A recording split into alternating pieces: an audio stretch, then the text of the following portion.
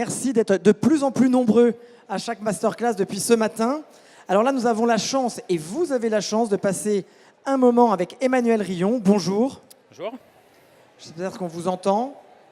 Emmanuel est C'est bon champion du monde 1999, meilleur ouvrier de France glacier, et vous avez créé, il y a quelques années, une glace à Paris. Une glace à Paris il y a exactement 3 ans, jour Il y a pour jour. 3 ans aujourd'hui. Ouais, quasiment. C'est votre anniversaire. Voilà. Et donc, qu'est-ce que vous allez proposer pendant une demi-heure, 3/4 d'heure aux personnes qui sont venues assister à cette masterclass? Donc là, simplement, on fera un parfait glacé, donc style soufflé Cointreau. D'accord. Donc c'est une chose qui ne demande pas forcément de turbine à la maison, parce que on est plutôt sur une mousse glacée, quoi. Ça, c'est toujours compliqué avec la glace. Très bien. Direct. Écoutez, je vous laisse... Et donc ça sera, enfin j'expliquerai après. Vous allez expliquer. Et à la fin, vous aurez même la chance de pouvoir goûter. Peut-être pas pour tout le monde, mais... Certains d'entre vous. Certains d'entre vous. Voilà. Passez un joli moment, à tout à l'heure. Merci. Okay. Donc bonjour à toutes et à tous. Donc simplement, là, comme je vous ai expliqué, c'est une chose assez simple, mais qui est facile à refaire aussi à la maison.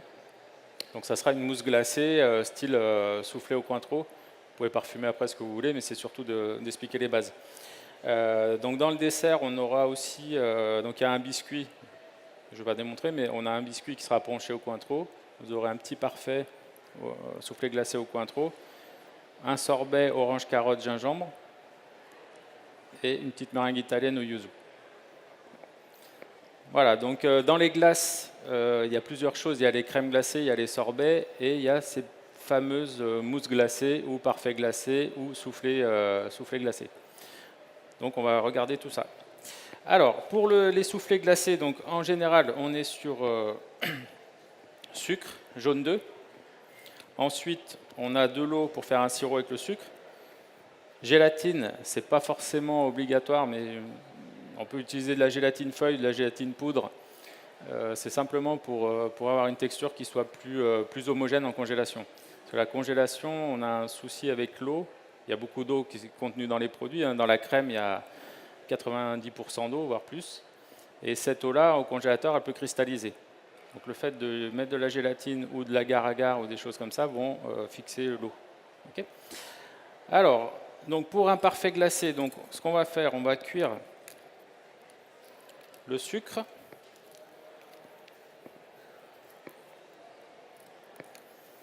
Donc, si vous avez des questions sur la glace, sur la pâtisserie, vous pouvez poser des questions, c'est toujours intéressant. Donc voilà, donc là on met sucre, eau. Donc,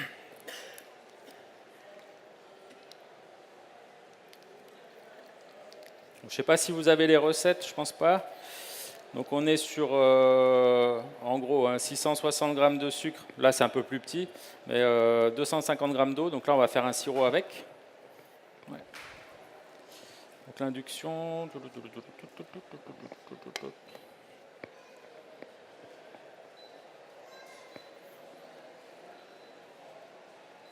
Alors déjà, il faut comprendre comment ça marche. Après on est bon. Tu sais comment ça marche? Non.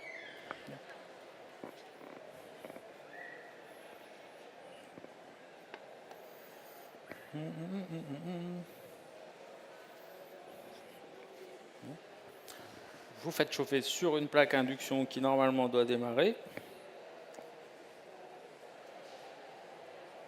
Qui ne démarre pas. Elle est branchée? Ouais.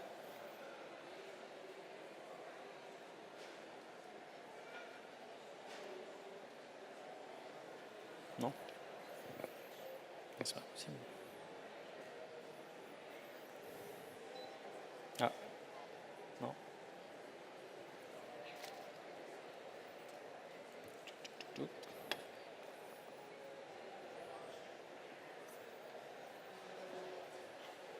Il y a quelqu'un dans la salle, non, qui connaît de la technique ou quelque chose? Ouais. Allumé. Après, il faut mettre plus. Ouais, mais ça s'allume pas.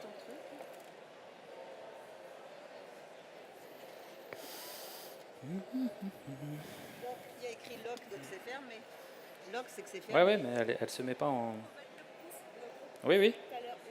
Ah, pardon.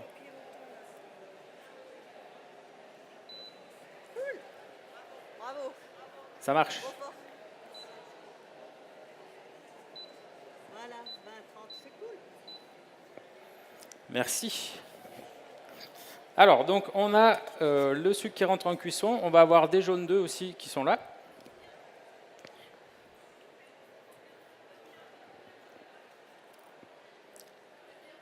Combien d'œufs?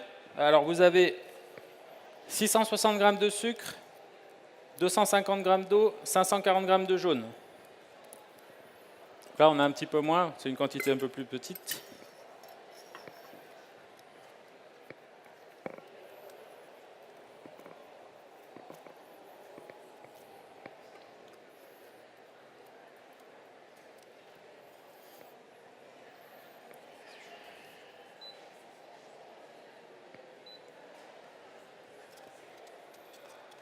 Alors, il y a deux choses pour les parfaits, pour les soufflés. Donc, on peut cuire un sucre à peu près à 120 degrés, entre 116 et 120 degrés, tout dépend des quantités.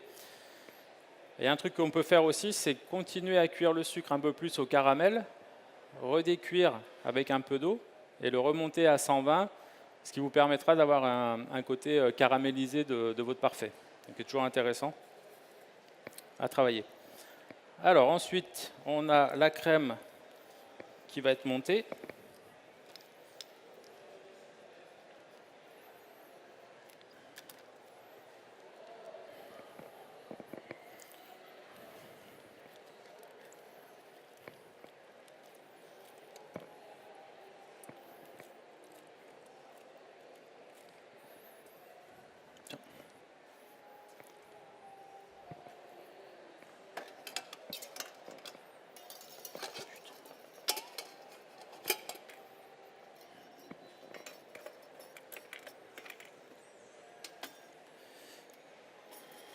Ça marche.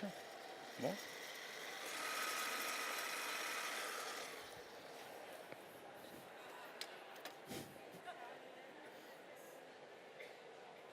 Faut pas le dire trop vite. Putain, c'est pas possible.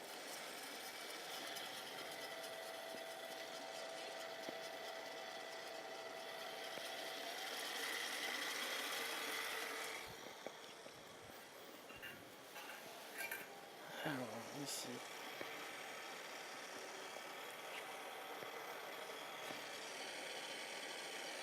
C'est pas possible. Je pense que ça démarre, c'est bon. Juste un petit fouet. Thermomètre. Alors il y a plusieurs choses, quand on cuit un sucre, on peut prendre la cuisson au thermomètre, sinon vous pouvez aussi tremper votre doigt dans le sucre. Vous avez un petit récipient d'eau avec des glaçons, vous trempez vos doigts dans le sucre, vous le trempez dans l'eau avec la glace. Si vous avez le sucre qui commence à faire un petit boulet, c'est-à-dire une petite perle comme ça, vous êtes à peu près entre 116 et 118 degrés.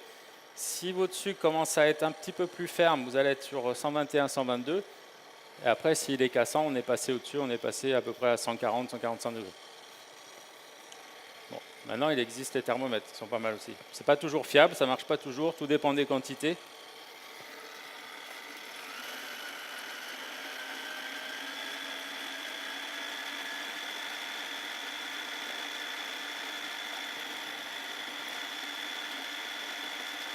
Alors, si vous avez d'autres questions sur la glace, allez-y, sur une glace à Paris, sur ce que vous voulez. Pas de questions.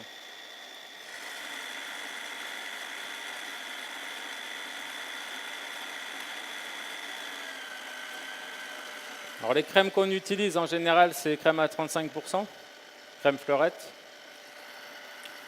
Après, si vous voulez rajouter un peu de goût, plus de produits laitiers, vous pouvez incorporer aussi dans des soufflés ou dans des glaces du mascarpone, par exemple, des choses comme ça, ou des crèmes épaisses qui peuvent redonner un goût un peu plus puissant. Mais en règle générale, c'est de la crème fleurette à 35. Alors, est-ce que ça chauffe? A priori, oui. Pas vite, mais ça chauffe. Ça tient pas. Hein.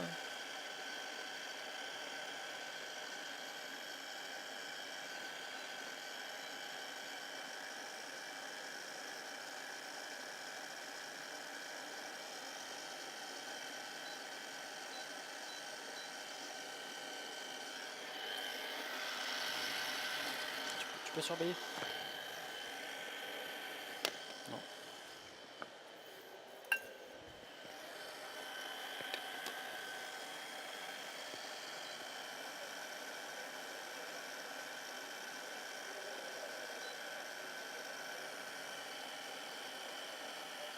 pas possible.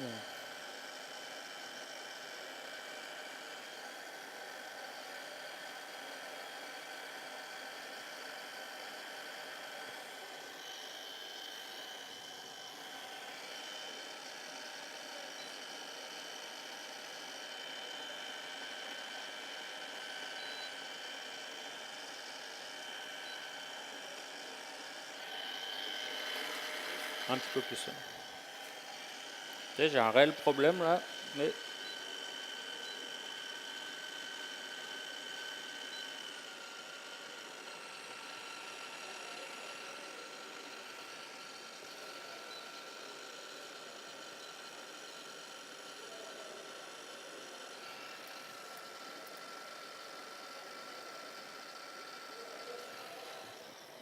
ça y est.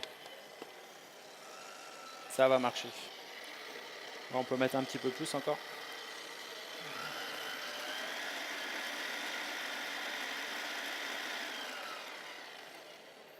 Voilà, donc là on a la crème qui est montée. Alors simplement, on évite de trop monter des crèmes. Mais là, comme on va rajouter un petit peu on va rajouter de l'alcool du Cointreau. Oui, allez-y.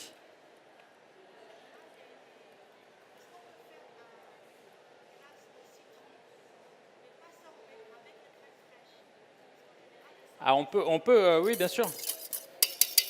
Les glaces, au fait, on peut tout faire. Hein. On peut faire de la glace au citron en sorbet, en crème glacée. On peut faire un parfait au citron. Après, sur une crème glacée, moi, je préfère utiliser plutôt le côté zeste que le jus qui ramène une acidité et qui n'est pas toujours avec la crème, qui n'est pas toujours pour moi intéressante. Après, il y a une chose qui est super à travailler et qui est de plus en plus tendance, c'est le citron d'Iran, citron noir d'Iran. Donc là, vous le faites en crème glacée plutôt qu'un sorbet parce qu'on est vraiment sur un citron qui est très parfumé et qui a plus d'acidité. Au fait, on est plus sur quelque chose de complexe qui va être un peu sur la vanille fumée, réglisse. Acidité du citron légère comme un peu un bonbon, les bonbons acidulés d'enfance. Donc ça, c'est intéressant. Mais après, on peut tout faire en crème glacée. Au magasin, en ce moment, j'ai asperges, crème glacée asperges bois d'anis. J'ai fait avocat, vanille, on fait shiso. Là, j'ai pas en ce moment, mais on peut faire shiso avec gin, l'alcool, quoi. Sorbet, on va sortir les sorbets cocktail, donc qui vont sortir, je pense, fin de semaine prochaine. Donc ça va être sorbet margarita, mojito concombre, des choses comme ça.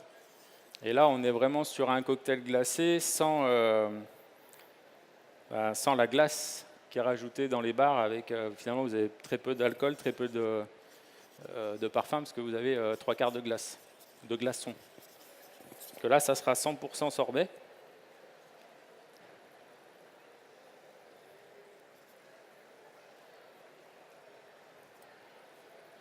Donc, ce qui est intéressant dans un sorbet alcool, comme ça, disons cocktail, c'est vous commencez, vous avez vraiment la texture d'un sorbet, et à la fin, il suffit qu'il se liquéfie un peu, et vous finissez à la paille, et vous avez vraiment le cocktail frais, froid, pile poil pour la dégustation, avec un bon pourcentage d'alcool pour faire la fête.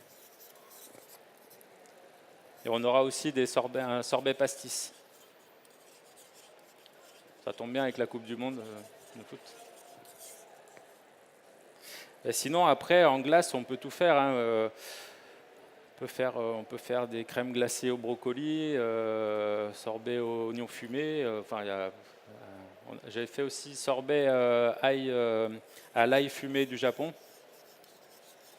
Donc c'est ce qui est intéressant dans la glace. Dans un gâteau, c'est plus difficile à manger.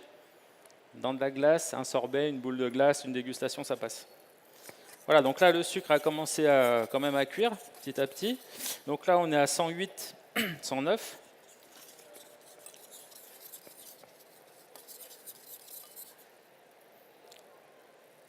Alors les températures de cuisson sont importantes sur des parfaits glacés parce que c'est quand même aussi ce qui permet d'avoir une concentration de sucre. Le sucre va se concentrer et ça fera une concentration de sucre suffisante pour avoir une texture souple en congélation.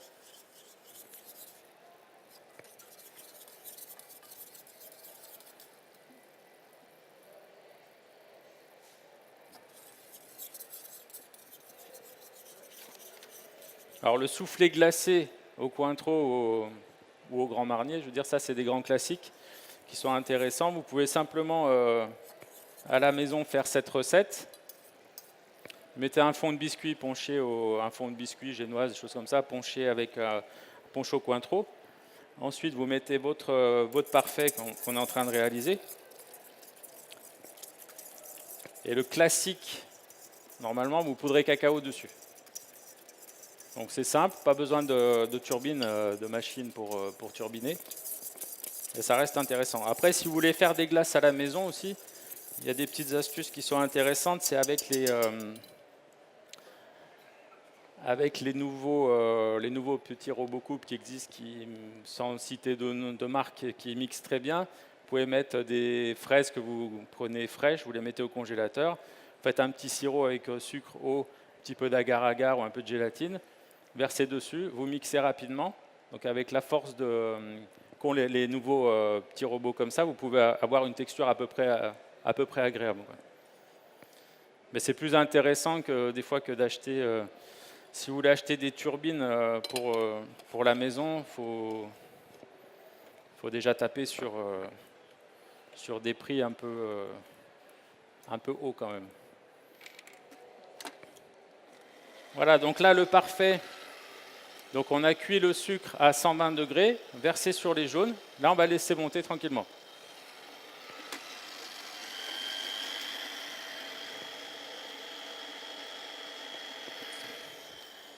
Alors ensuite, l'association que vous allez goûter, au fait, c'est le parfait au Cointreau qui est associé avec le sorbet. Donc c'est un de nos sorbets phares, le sorbet orange, carotte, gingembre. Donc ça, c'est vraiment un sorbet qui est quasiment indétrônable chez nous. C'est donc juste un équilibre entre la carotte, l'orange et le gingembre. Donc très frais. Alors c'est vrai qu'avec le Cointreau, ça va faire une harmonie quand même assez sympa, un petit peu originale. Sinon, après, ce qui marche bien, c'est sorbet mandarine ou simplement même avec un sorbet chocolat ou une crème glacée chocolat, vous pouvez mettre le parfait avec, quoi. Par exemple, Cointreau chocolat, ça marche très bien.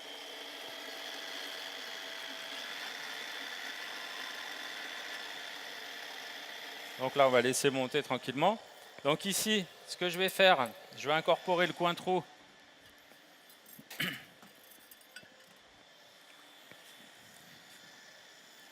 Là, je vais incorporer simplement le Cointreau dans la crème.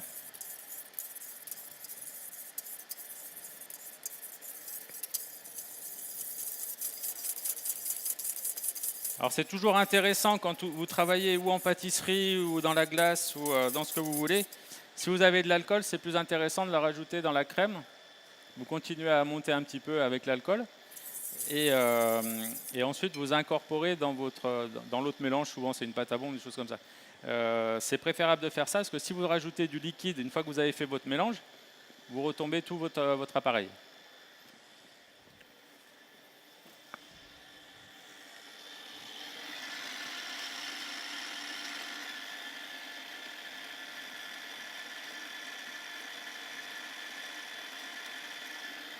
Voilà, donc ça va monter tranquillement. Alors ensuite, si vous faites des glaces à la maison, en fait, ce qui est intéressant, c'est de faire des infusions. Si vous faites travailler la vanille, qui est maintenant à un prix quand même assez élevé, ce qui est intéressant, c'est de faire des infusions dans votre lait 24 heures à l'avance. Donc vous pouvez le faire avec plein de choses. Nous, on fait des infusions de sarrasin grillé, on fait des infusions, bien sûr, café grain, des herbes, de la lavande. On a une crème glacée lavande, on a une crème glacée camomille. Donc on fait toutes ces infusions 24 heures à l'avance, ce qui permet de vraiment extraire le maximum du parfum. Donc là, ça va monter, on est en petite quantité, donc ça prend un peu plus de temps.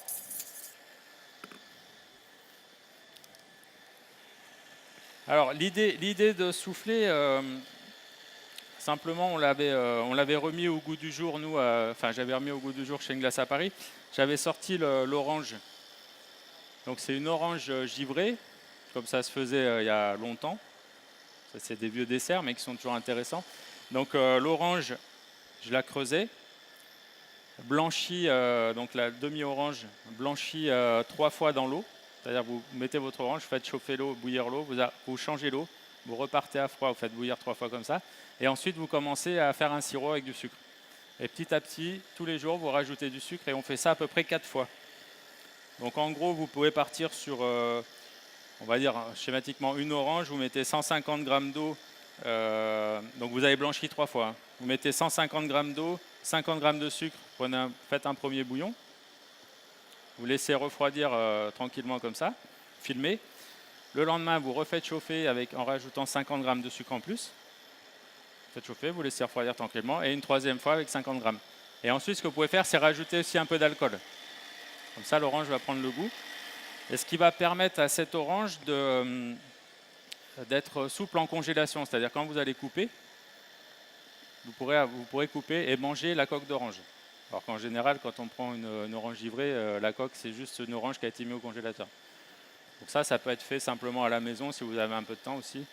Vous faites une orange comme ça, vous coulez ce parfait dedans. Dessus, vous mettez un sorbet ou même poudré cacao, hein, simplement. Ça fait un dessert qui peut être sympa et vite fait quand même. Le confisage est long dans le temps, mais ça prend 2 minutes.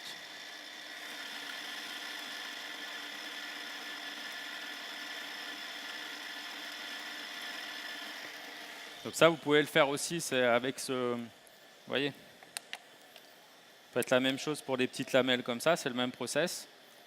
Pour des petits ronds comme ça de peau d'orange aussi, donc ça peut... L'avantage, c'est que vous pouvez les garder tranquillement au frigo. Ça, vous pouvez les garder 2 mois au frigo. Parce qu'après, il y a une concentration de sucre qui est là, donc qui est intéressante. Voilà, donc la pâtisserie, c'est toujours long. Il faut toujours du temps pour faire les choses quand même. Même si c'est des petites recettes simples, il faut quand même que la pâte à bombe, elle monte, elle refroidisse. Et si vous faites des glaces aussi, ce qui est intéressant quand même, c'est à la maison, donc avec les moyens que vous avez, c'est de cuire. Une glace, c'est quasiment une crème anglaise. En gros, schématiquement, c'est une crème anglaise. Alors, on peut mettre plus ou moins de jaune, plus ou moins de sucre. Après, c'est un équilibre entre le lait, la crème, les sucres. Il peut y avoir des jaunes d'œufs, on peut en faire 100. Et on utilise quand même des stabilisateurs pour l'eau, style agar-agar, alginate, carragénane. Ça, c'est des algues naturelles. Donc, c'est intéressant, c'est de faire votre appareil, le cuire comme une crème anglaise. Vous refroidissez rapidement, vous laissez maturer tranquillement pendant 24 heures. Si vous êtes équipé d'une turbine, vous le mettez dans votre turbine le lendemain, vous verrez que vous aurez un résultat beaucoup plus intéressant.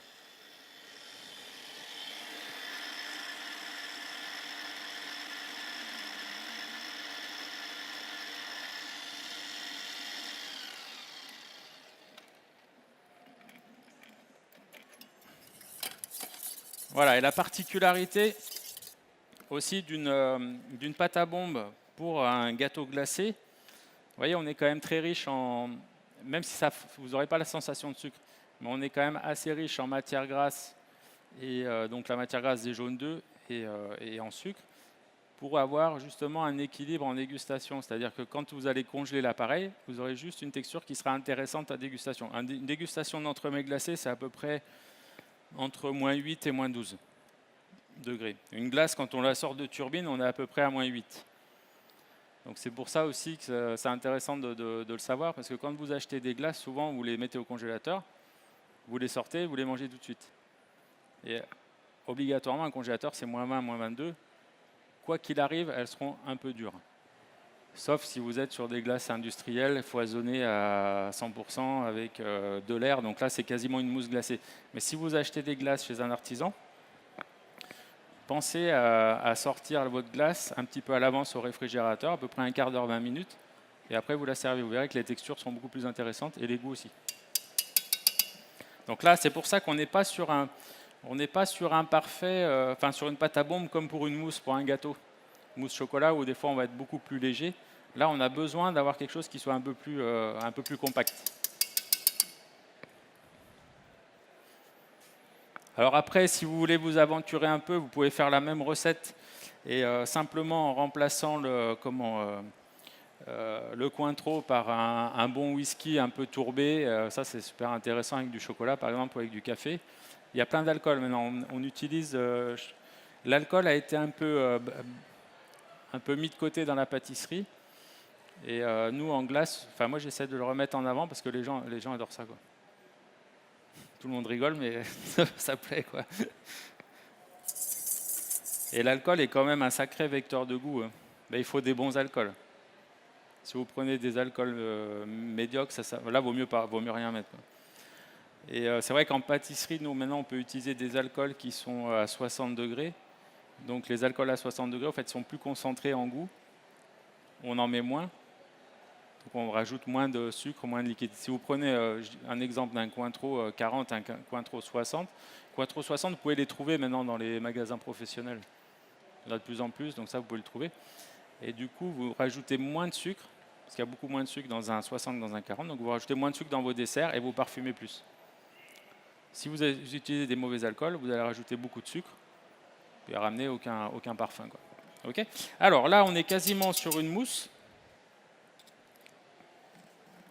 Donc on a la pâte à bombe qui est ici. On va simplement mélanger.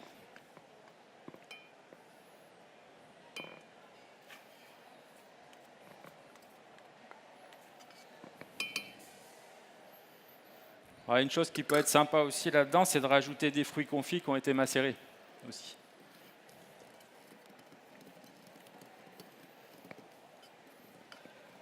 Vous voyez, quand on mélange toujours comme ceci.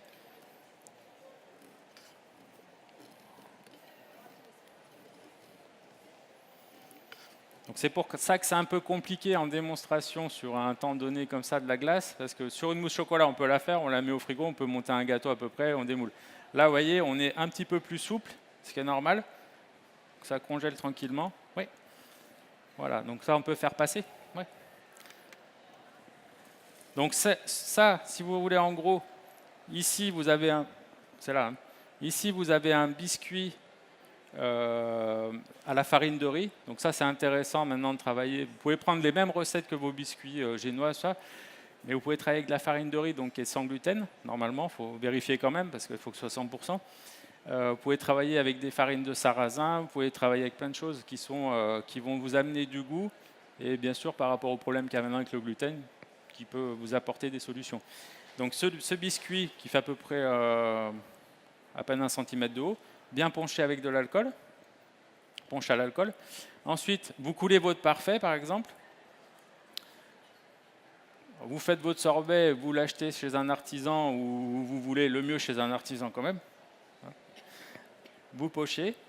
Une petite meringue italienne. Donc meringue italienne, en général, c'est simplement le double de sucre par rapport au blanc d'œuf. Donc si vous avez 100 g de blanc d'œuf, vous mettez 200 g de sucre.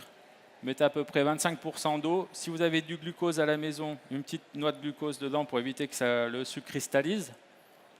Parce qu'une meringue italienne mal faite peut cristalliser même en congélation ou dans un gâteau, donc ça, il faut faire attention.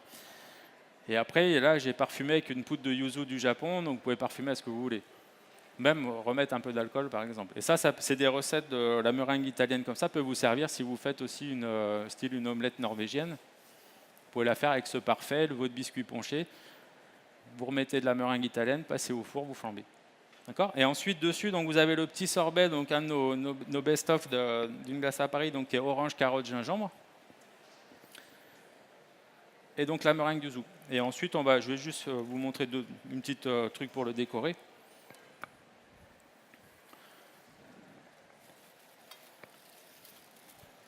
Donc ça peut être de l'amande, ça peut être des petites pousses, il y a les Atsina cress qui sont très bien, il y a les petites feuilles de shiso aussi.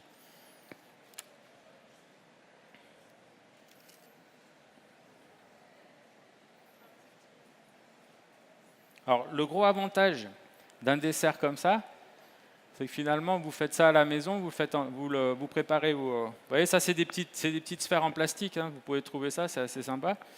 Vous préparez toute la base au congélateur. Même la meringue italienne est passée au congélateur, là, ce que vous mangez. D'accord ? Et ensuite, juste au dernier moment, vous êtes à la maison, les invités sont là, hop, vous mettez 2-3 petits décors, petits fruits frais, des petites choses comme ça, du confit, et ça vous fait un petit dessert très sympa.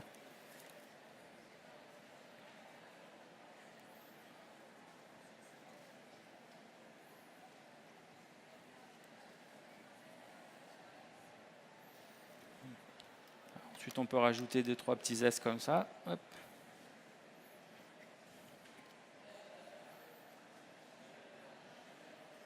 Alors l'orange confite, ça marche toujours, hein. Enfin, c'est 90% des gens adorent l'orange confite. Donc ça, vous pouvez y aller, il n'y a aucun souci. Vous pouvez faire des citrons aussi confits sur le même principe et rajouter du sel en fin de confisage. Faire des citrons confits qui sont intéressants salés, légèrement salés.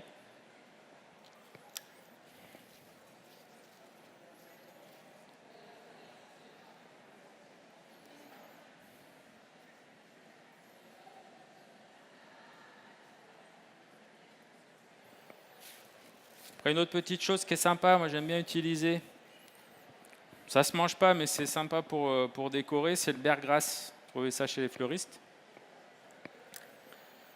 qui permet de, vous voyez, de faire des petites boucles comme ça, c'est sympa.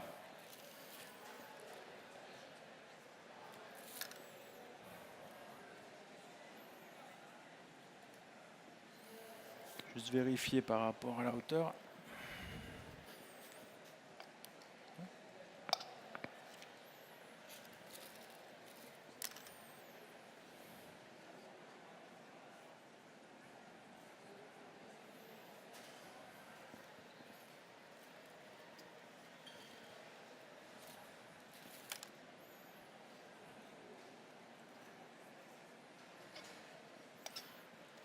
Si vous avez envie, vous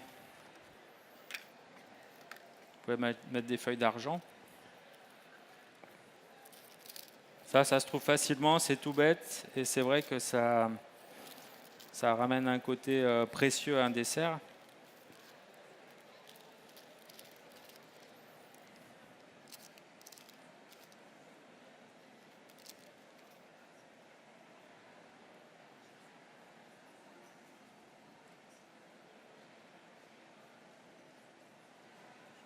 Vous voyez, ce qui est délicat avec la glace, c'est que là, elle commence un peu à fondre parce qu'il fait chaud, donc c'est plus délicat à travailler en démonstration qu'un entremets ou une pâtisserie classique. Voilà, vous refermez votre petite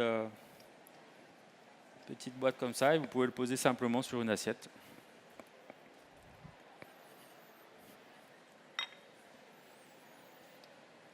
Là, vous présentez ça à vos invités, je pense que ça peut faire son effet et sans s'embêter, sans équipement de folie. Et après, imparfait, vous pouvez le faire à la pistache, vous pouvez le faire à ce que vous voulez, hein, c'est pas un problème ça.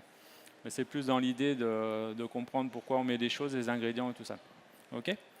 Alors, vous pouvez aussi rajouter de la gélatine. Donc si vous rajoutez la gélatine, ce qu'il faut faire, c'est la mettre quand vous versez votre sirop chaud sur les jaunes d'œufs. Vous incorporez votre gélatine à ce moment-là. Comme ça va monter, votre pâte à bombe va monter avec la gélatine. Et vous aurez quelque chose de plus onctueux.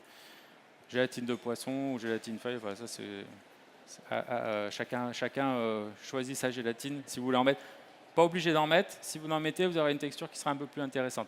Gélatine, si vous utilisez la feuille, c'est tremper dans l'eau froide avec des glaçons 20 minutes avant de vous en servir. Si vous utilisez de la gélatine poudre, c'est 6 fois son volume d'eau. C'est-à-dire 10 grammes, 60 grammes d'eau. 10 grammes de poudre, 60 grammes d'eau. Vous mélangez, vous laissez un peu gonfler, eau tiède, vous laissez gonfler, et ensuite vous incorporez dans vos préparations à chaud. Okay.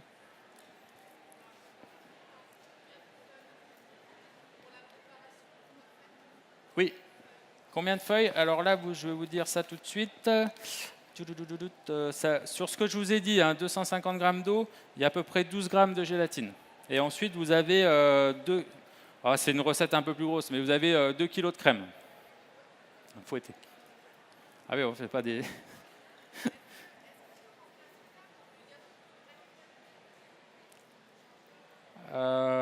vous pouvez, mais peut-être pas à 100%. Parce que vous allez ramener un goût. Ça dépend après si vous aimez le côté, parce qu'un yaourt grec est quand même très acide. Et faut voir après le prorata de l'acidité par rapport au parfum que vous mettez. Après, faites attention sur tout ce qui est yaourt. Si vous travaillez du yaourt, il ne faut jamais le faire chauffer ou rajouter un acide dedans, c'est-à-dire du jus de citron, des choses comme ça. Sinon, il va de suite cailler. D'accord ? Et c'est irrécupérable. Après, vous n'arrivez pas à le mélanger. Après, vous pouvez mettre un petit pourcentage de mascarpone aussi dedans. Vous pouvez faire un parfait comme ça, tiramisu, un style tiramisu avec du mascarpone, Vous pouvez faire infuser vos grains de café dans la crème 24 heures à l'avance. Donc vous mixez bien vos grains de café. Vous mettez dans votre crème une crème à 20-30 degrés, allez 30 degrés pour que ça infuse correctement. Vous laissez ça au frigo. Le lendemain, vous chinoisez bien, c'est-à-dire vous pressez bien, vous sortez bien le café, quoi, et vous pouvez faire un super parfait au café. D'accord ?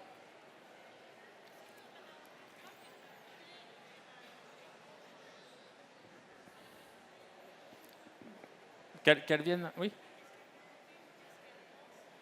Ah ben, non, vous n'avez pas eu? Non. Elle veut pas. Elle en a marre des gâteaux, je pense.